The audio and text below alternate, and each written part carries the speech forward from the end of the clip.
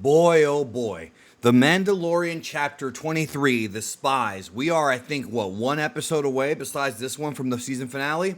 Let's talk about it. So, the opening shot, or the opening scene of this episode really revealed a lot. There was a lot of reveals here going into not only the season finale, not only the Ahsoka show, but also the sequel trilogy.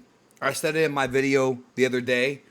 Any of these YouTube guys like Doomcock and these guys who make up stories, there was never ever an intention to retcon the sequel trilogy. That's completely made up. And don't ever compare me to him, because how many Warner Brothers movies have I told you complete spoilers about and been right about?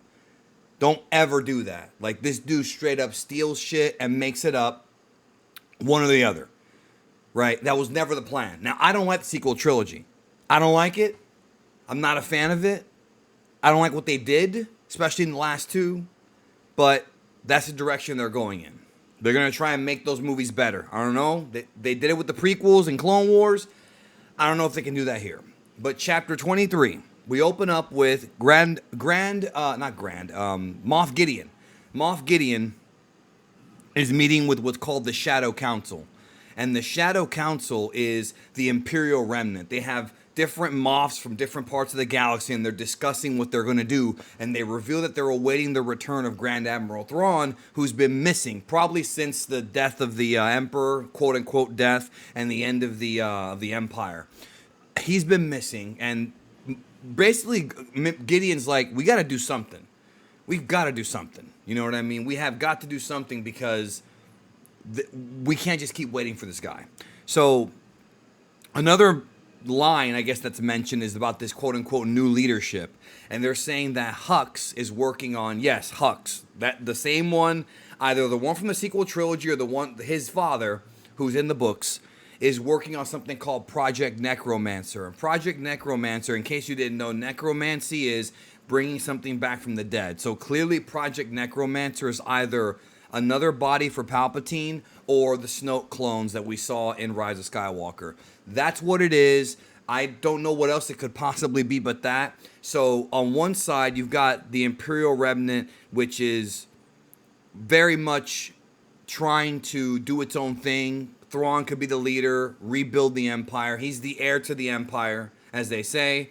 On the other side, you've got basically the First Order being built in secrecy. That's what's going on. I'm into all this stuff because I've always wondered about, like, that bridge between the First Order and the Empire, and kind of, you know, there was some stuff told about it, like in the Aftermath books, but seeing it from the other side, seeing it from the dark side, to me is interesting.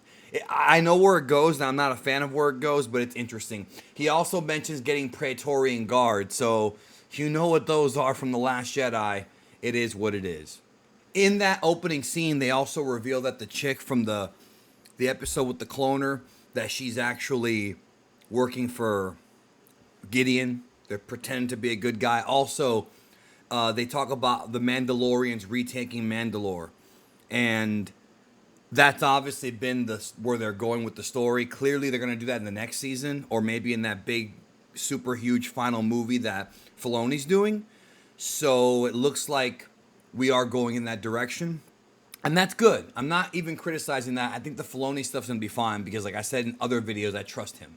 So they go to Grief Karga's planet, and all the Mandalorians get together. This is all done to bring the Mandalorians back together to overtake their planet. That's what this is all being set up for. Bo-Katan taking the role of leader, getting back with everybody to prepare for the upcoming huge battle.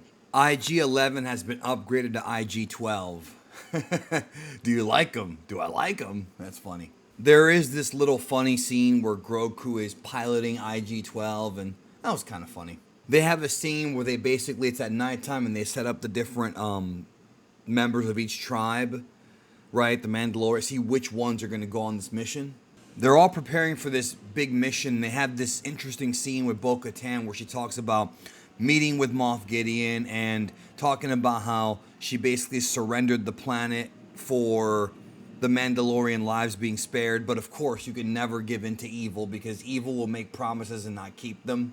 more often than not. You know what I'm saying?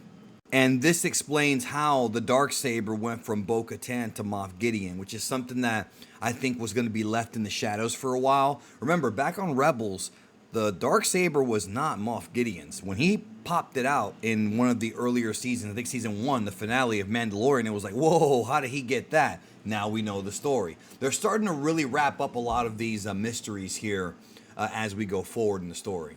Bo-Katan talks about how the Mandalorians on their own are too strong. They're too difficult to beat. And that what usually ends up happening is they end up beating themselves because they're divided.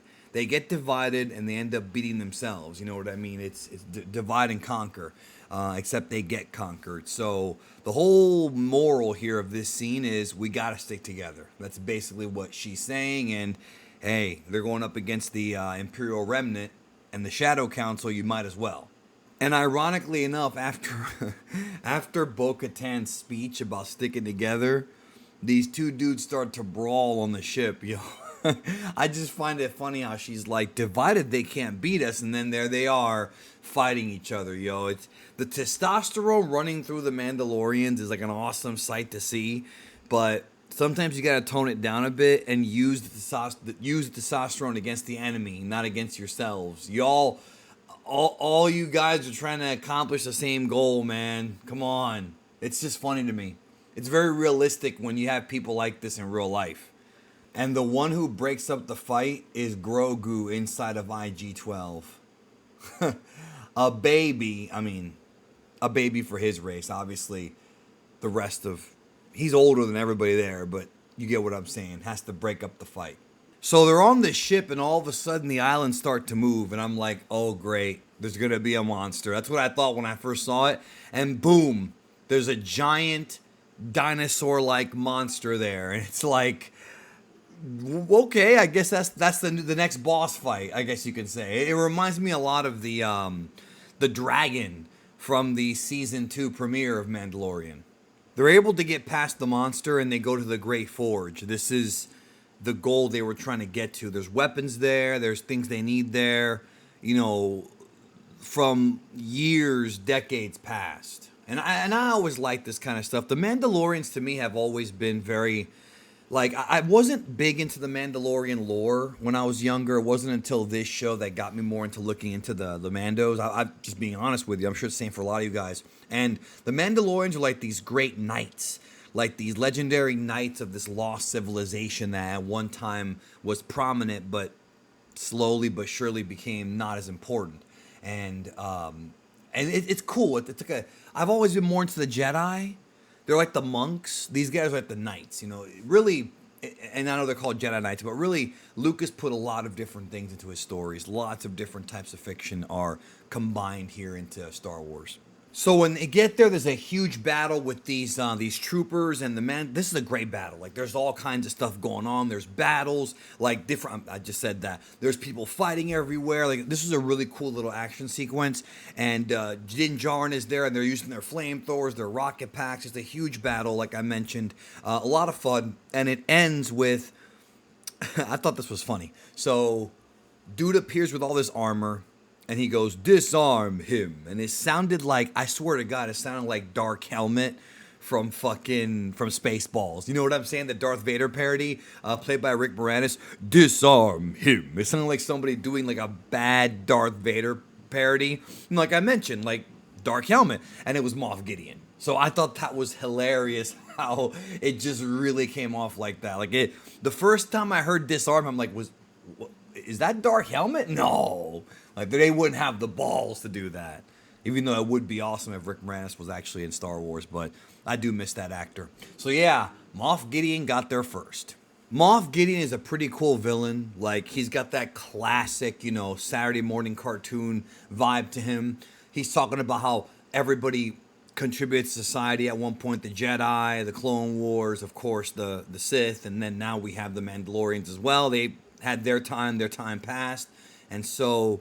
Gideon is basically like he's basically thanking him for having all the Mandalorians fall into this trap. And then he tells them to take them to the debriefing room. So, where's that going to go?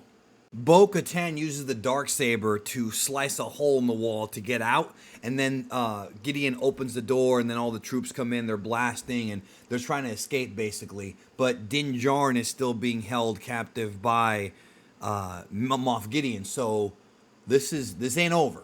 So they managed to basically take out the troops, and then guess what happens? Remember those Praetorian guards that Gideon wanted? Well, they're there. The Praetorian Guards. The same ones from Last Jedi. Well, not literally the same ones, but very similar armor. They're obviously earlier versions of them. Slightly different weapons, but nevertheless the same. I think what they're trying to do here is kind of make them seem more powerful to elevate the fact that Rey and Kylo Ren were so strong they were able to kill 8 of them in Last Jedi. I'm guessing that's what they're trying to do here by kind of putting them over as being a bigger threat than they actually were. I get it. It's just, I think a lot of folks are going to watch this and get bad Last Jedi flashbacks, excuse me, and I can see that being the case. The thing that sucks is that the Praetorian Guards, the way they look is actually pretty cool. Like the way they look, their weapons, like the design of them, I've never had a problem with that. It's just, in the movie, they just became like they were kind of glorified jobbers, you know what I mean? They basically chopped down this Mandalorian, and that's the cliffhanger. So Bo is there, I guess, escaping. She's probably gonna go back for Din Djarin. Din Djarin is in the hands of Gideon, and that's gonna take us into the season finale, which I believe is next week. Let's see what happens. Let's see if we have Grogu, what he's gonna do, what Bo-Katan's gonna do.